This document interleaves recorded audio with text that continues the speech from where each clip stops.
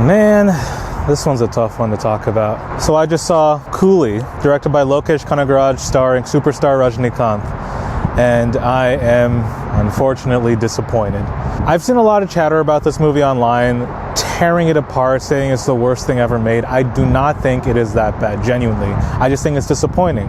And it's mainly because of the prestige associated with this director and this cast that is involved in this movie. To give some context, Lokesh Kanagaraj is one of the newer crop of directors to come up in South Indian Tamil cinema. He primarily does these neo-noir thrillers. South Indian action movies are generally these bombastic, over-the-top spectacles where heroes are punching people like 50 feet in one direction and like it's insane. But Lokesh has gotten a reputation for having stuff that's just a little cut above. Things that are a bit more thematically coherent and heroes that are not completely infallible. They have their own issues associated with them and pretty strong villains as well. His previous works of Kaidi, Vikram, and Master have all been pretty exceptional in that regard. But his last couple of movies, Leo, which I still really like, and Coolie kind of fall flat. I think that he's now getting so many big actors all involved that I feel like he doesn't know what to do with them.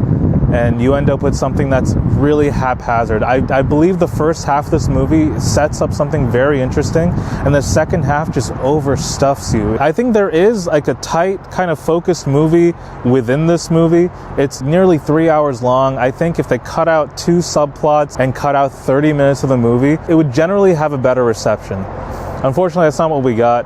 So I, at this point, pretty much consider Lokesh to deliver vibes. I think in every technical aspect, his movies are a cut above. I think the cinematography is beautiful. I think the action is truly excellent. I think what these movies really serve to do is highlight how impressive South Indian stunt teams are. I love Rajinikanth, but in the end, he is a 74-year-old man. So you are limited by what you can have him do as far as like an action movie is concerned. So I find the newer crop of directors are getting very clever with how they film him, how they block these action scenes. And with Jailer and now this movie, I think it shows how creative the technical team is surrounding action involving him. Like, these dudes are selling every hit, and it makes everything so kinetic, and that's so much fun to watch. If anyone's interested in watching a Rajinikanth movie, I would highly recommend starting with Sivaji, directed by Shankar. I did a movie night with my friends showcasing that movie,